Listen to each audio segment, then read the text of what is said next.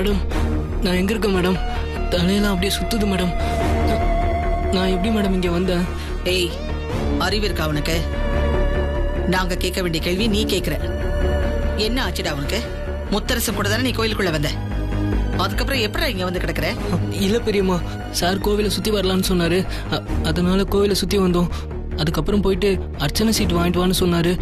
அதுக்காக அங்க போனோம் பெரியம்மா. திடீர்னு எதிரில் மகாலட்சுமி மாதிரி ஒரு அம்மா வந்தாங்க பெரியம்மா. இந்த தீர்த்தத்தை குடிப்பா, அம்மனுக்கு அபிஷேகம் பண்ணது ரொம்ப விசேஷமானதுன்னு சொல்லி கொடுத்தாங்க. சரி, கோவில் தீர்த்தம் தானே நம்பி குடிச்சோம் பெரியம்மா. அதை குடிச்ச மறு நிமிஷமே தலை சுத்தி கீழே விழுந்துட்டோம் பெரியம்மா. இப்போ நீங்க வந்து எழுப்பினதுக்கு அப்புறம் தான் எல்லாமே தெரிஞ்சது. அப்படியே அரைஞ்சன தெரியுமா? ஸ்வேதா, இவனை அப்பவே திருப்பி அனுப்பியிருக்கணும். மொத்த காரியத்தையும் கெடுத்துட்டான். எது நடக்க கூடாதுன்னு நினைச்சனோ அதான் திரும்ப திரும்ப நடந்துட்டு இருக்கத்த. அந்த வெண்ணிலா நம்ம கண்ணுல மண்ணை தூவிட்டு இங்க மாமா கூட சேர்ந்து தாலி காணிக்க அன்னதானம் எல்லாம் பண்ணி அவ மாங்கல்ய பலத்தை பெருக்கிருக்கா. இல்ல மேடம், கண்டிப்பா அவங்க வந்திருக்க முடியாது. நான் சார் கூட தானே இருந்தேன். இப்போ வரைக்கும் யாருமே வரல மேடம். முட்டாள் முட்டாள், நீதான் மயங்கி கிடந்தியே. அந்த வெண்ணிலா வந்து உனக்கு மயக்க மருந்து கொடுத்திருக்கா. அப்படிங்களா மேடம்? இங்க பாரு, இவளா? ஆமா மேடம், ஆமா இவங்கதான், இவங்களே தான் மேடம். மகாலட்சுமி மாதிரி இருக்கான்னு சொன்னல, கடைசியில என்ன காரியம் பண்ணிருக்கான்னு பார்த்தால. எனக்கு முதல்ல தெரிஞ்சிருந்தா கண்டிப்பா பிடிச்சிருப்பேன் மேடம். கிழிச்சிருப்ப. முத்தரசனை உன்னை நம்பி விட்டோம் பாரு. எங்களை சொல்லணும், எல்லாம் எங்க நேரம். வெண்ணிலா, வெண்ணிலா. என்ன அத்தாது, நாம நினைச்சது ஒண்ணு, நடந்துட்டு இருக்கிறது இன்னொன்னு. நீ முத்தரசங்கிட்ட வெண்ணிலாவா நடிக்கிறது அந்த வெண்ணிலா தெரிஞ்சுக்கிட்டுதான் தைரியமா வந்து முத்தரசங்கிட்ட பேசி மாங்கல்ய காணிக்கையும் அன்னதானமும் பண்ணிருக்கா. யோசிக்க யோசிக்க ரொம்ப குழப்பமா இருக்கு. சரி ஸ்வேதா, முத்தரசன் கூப்பிட்டு இருக்கான். நீ போய் அவங்கிட்ட வெண்ணிலாவை நடிக்க ஆரம்பி. போ, வேற வழி இல்ல. சரிங்கத்தா, போறேன். போ.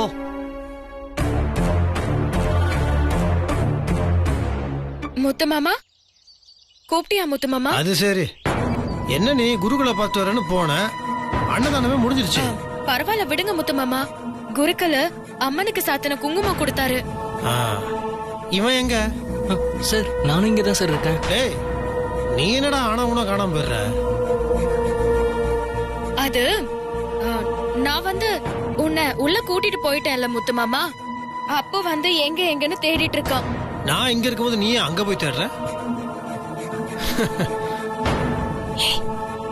அப்போ அவர் மெதுவா கூட்டிட்டு போ. அவ எங்கேயாவது கண்ணுல தென்படுறாளன்னு பாக்குறேன். சரியா? போ. இருக்கீங்களா யாராவது? சார், போலாம் சார்.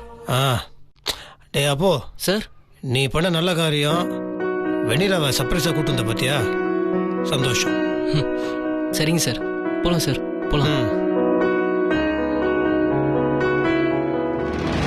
என்னாச்சுமா? அவ வந்துட்டு போயிட்டாடா. என்னது? உள்ள வந்து அன்னதானம் தாலி காணிக்க எல்லாமே பண்ணிட்டு போயிட்டா. என்னமா சொல்றீங்க? என்னால நம்பவே முடியலையே. ஆமாண்டா, அவ சரியான மட சாம்பிராணி. அவளுக்கு எதுவுமே தெரியாதுன்னு நினைச்சிட்டு இருந்தோம். ஆனா அவ புதுசா யோசிக்கிறா. என்ன பண்றதுன்னு ஒண்ணுமே புரியல. என்னம்மா, நீங்க தேடி வந்த பொண்ணை பாத்துட்டீங்களா? அதுக்கப்புறம் என் கண்ணுலயும் படலம்மா. சரி, இந்தாங்க பிரசாதம் வாங்கிக்கோங்க. பரவாயில்ல, கோவில் பிரசாதம்மா, வேண்டான்னு சொல்லக்கூடாது. இந்தாங்க வாங்கிக்கோங்க. இந்தாங்கம்மா.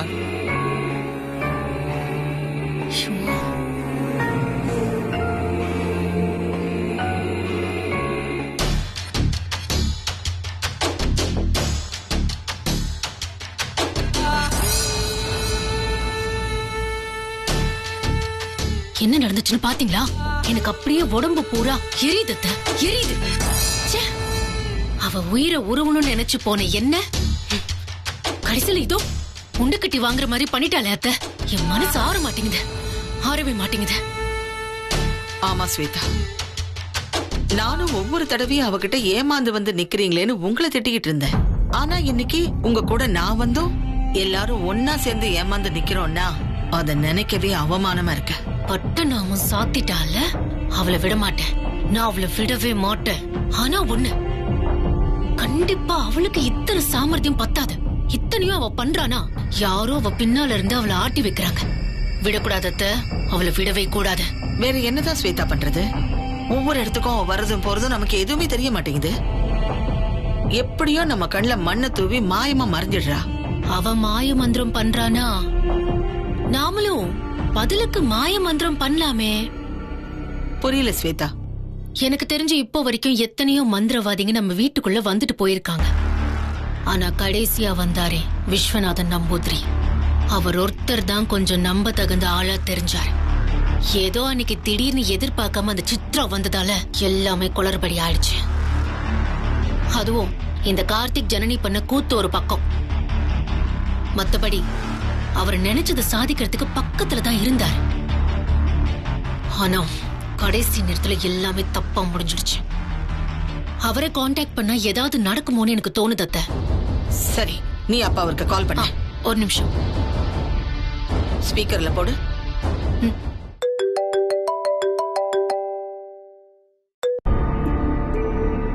சொல்லுங்கம்மா, சுகந்தண்ணி அல்ல? எங்க இருக்கு சுகம்? இருக்கிற பிரச்சனையெல்லாம் பத்தாதுன்னு அந்த வெண்ணிலா வேற மிகப்பெரிய பிரச்சனைய கிளப்பி விட்டுருக்கா. ஏ, என்னாச்சு?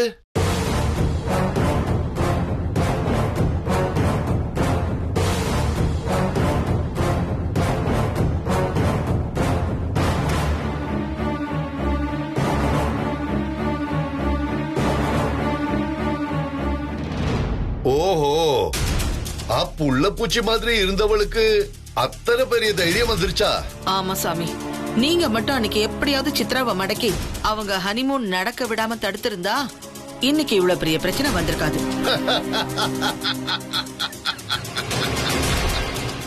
என் வாழ்க்கையில நான் முதல் தடவை தோத்து போன விஷயம் அதுதான். அவமானம் இன்னும் என் மனசை விட்டு அகலவே இல்ல. அதுകൊണ്ടാ ഞാൻ അങ്ങിരുന്ന് കിളമ്പി നേരെ ചോറ്റാനിക്കര അമ്മൻ കോവിലുക്കേ വന്നിട്ടேன். ഇവിടെ வந்து உட்கார்ந்து 48 நாள் கடுமையான விரதம் இருந்து பூஜை செஞ்சு என்ற சக்தியை அதிகப்படுத்தியிருக்கேன். இது அத்தனையும் ഞാൻ சித்ராவை பழி வாங்கணும்னு வெறியோட தான் பண்ணுனது. இப்போ முன்ன விட 3 மடங்கு சக்தி இருக்கு எனக்கு. வெண்ணிலா ஒரு பொருட்டே அல்ல, ஊதி தள்ளிடுவேன். அப்ப நீங்க ஊருக்கு எப்ப வரீங்க? இப்ப வரைக்கும் நான் சோட்டானிக்கரையில தான் இருக்கேன்.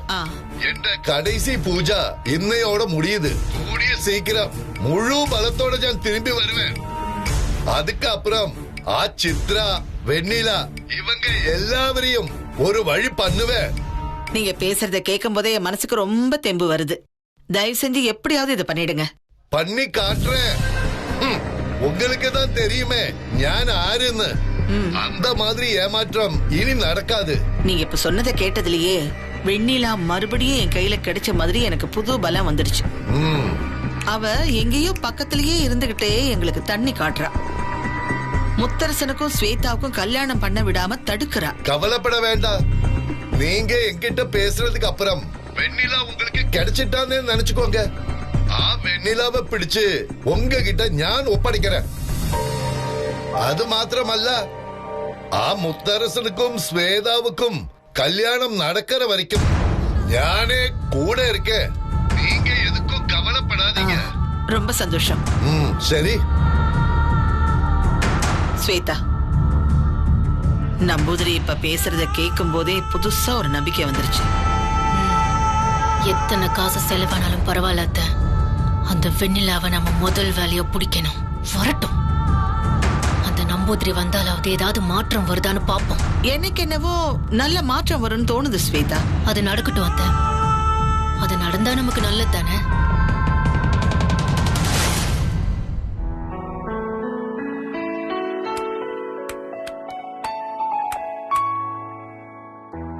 கார்த்தி, மாப்பிள்ள வந்துட்டாரா? இதோ இப்ப வந்துருவாருண்ணே. இததான் அப்பத்துல இருந்து சொல்லிட்டு இருக்கிற. வெளியே வேற கொண்டாந்து நிக்க வச்சிட்டேன். போன் அடிச்சுதான் என்னன்னு கேட. சரிண்ணே. அண்ணே, கார் வருதுண்ணே.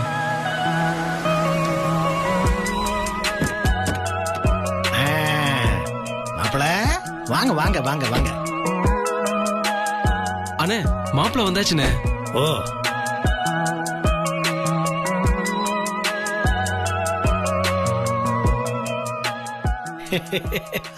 முத்தரச மாப்பிள, இவர்தான் நம்ம ஸ்வேதாவுக்கு பாத்துருக்கிற மாப்பிள கிருஷ்ண, கோகுல கிருஷ்ண. பேரை கொஞ்சம் சுருக்கி கிருஷ்ணன்னு வச்சுக்கிட்டாரு. சுருக்கியா? அப்படின்னா கோகுல்னு தானே வச்சிருக்கணும். கிருஷ்ணங்கிறது ரொம்ப பெரிய பேரா இருக்கே. என்ன கார்த்தி இது? அவர்கிட்ட கேட்க வேண்டியதுலாம் என்கிட்ட கேக்குற? சரி சரி, ஏய் சும்மாடா நீ வேற. பாருங்க மாப்பிள. கிருஷ்ணன் எங்க இங்க இருக்கீங்க? தானே இருக்கேன். சாரி, கொஞ்சம் ஐசைட் ஐயோ ப்ராப்ளம். பரவாயில்ல, என்ன ஆசீர்வாதம் பண்ணி. ஏய் அதெல்லாம் வேணாம். நல்லா இருங்க நல்லா இருங்க எந்திரிங்க. அப்புறம் மாப்பிள, இது கார்த்தி, ஹாய் ஹாய். இது ஜனனி, ஹாய். ஹாய். இது கௌதம், என் சகல ஜனனியோட ஹஸ்பண்ட். ஹாய்.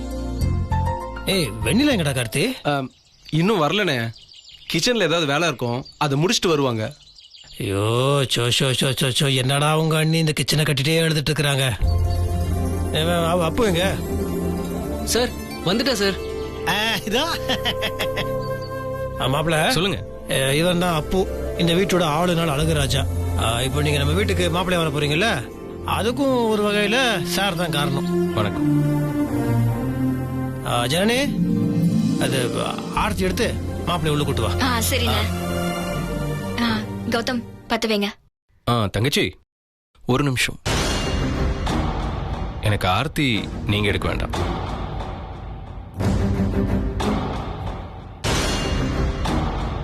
ஏன் என்னாச்சு? நான் ஸ்வேதாவை தான் பொண்ணு பார்க்க வந்திருக்கேன்.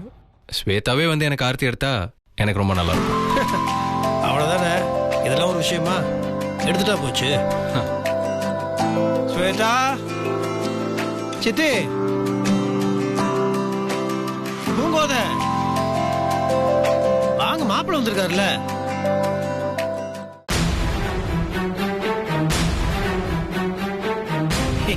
மாப்பிள, ஸ்வேதா வந்துட்டா.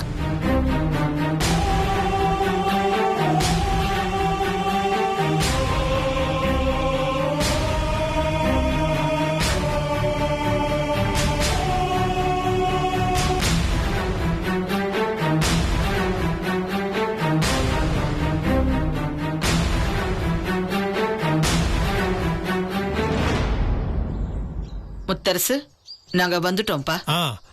சித்தி, மாப்பிள்ளை பேரு சார் நீங்க சுருக்கி சொல்லுங்க, நாங்க முழுசாவே சொல்லிடுறோம். கோகுல கிருஷ்ணன்.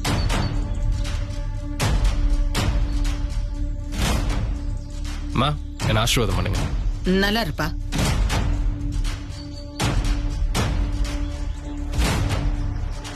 சித்தி, ஜனனியை தான் ஆர்த்தி எடுக்க சொன்னேன்.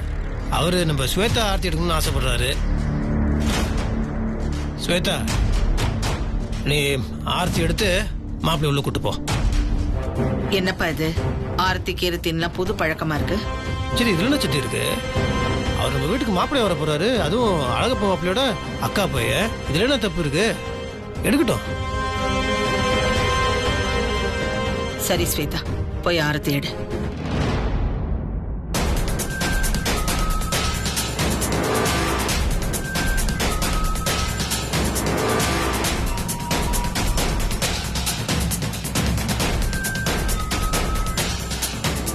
ஸ்வேதா, ஆர்த்தி எடுத்து முடிச்சுட்டு மாப்பிள்ளை நீ உள்ள கூட்டு வந்துரு.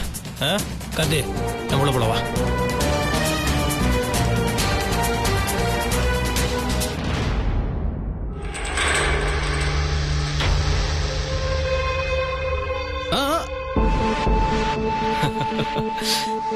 என்ன ஸ்வேதா, கோகுலகிருஷ்ணனை பார்த்த உடனே விளையாடணும்னு தோணுது இல்ல?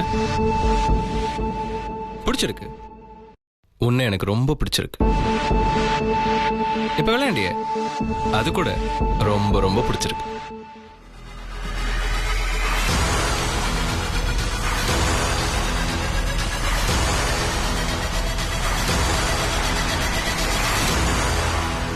வாங்க மாப்பிள்ள, வாங்க.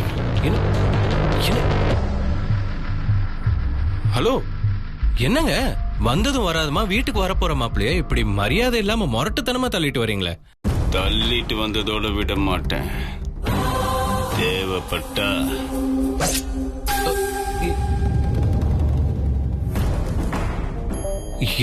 என்ன ப்ரோ கத்தியெல்லாம் காட்டுறீங்க?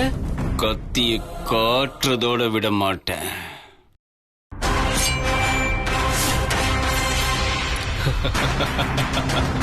போடுங்க பிரதர், கத்தியை கீழே போடுங்க. அட போடுங்க பிரதர், சொல்றேன்ல போடுங்க பிரதர்.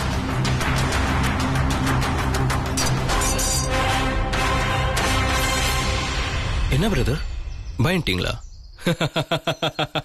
இது சும்மா டம்மி கன் தான் பிரதர். தேவைப்பட்டா ஒரிஜினல் கன் கூட எடுப்பேன். ஏன்னா நான் நல்லவனுக்கு நல்லவன், வல்லவனுக்கு வல்லவன். வரட்டா?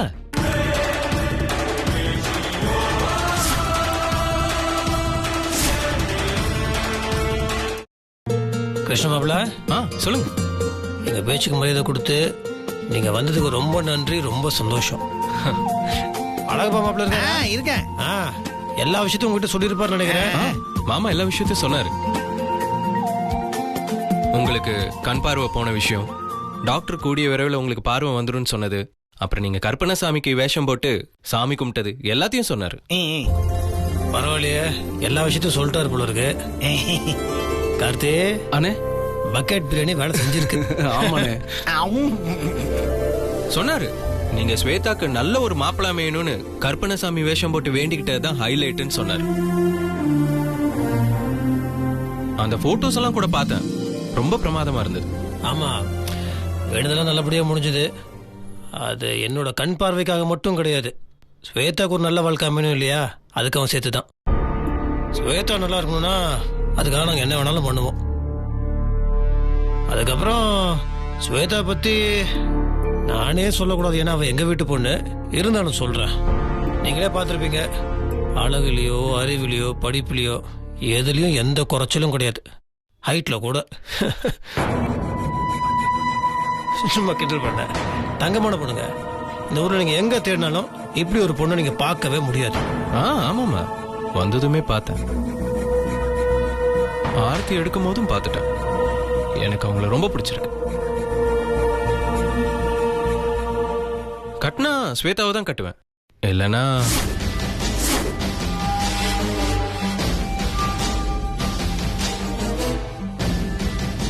இல்லைனாலும் ஸ்வேதாவை தான் கட்டுவேன்.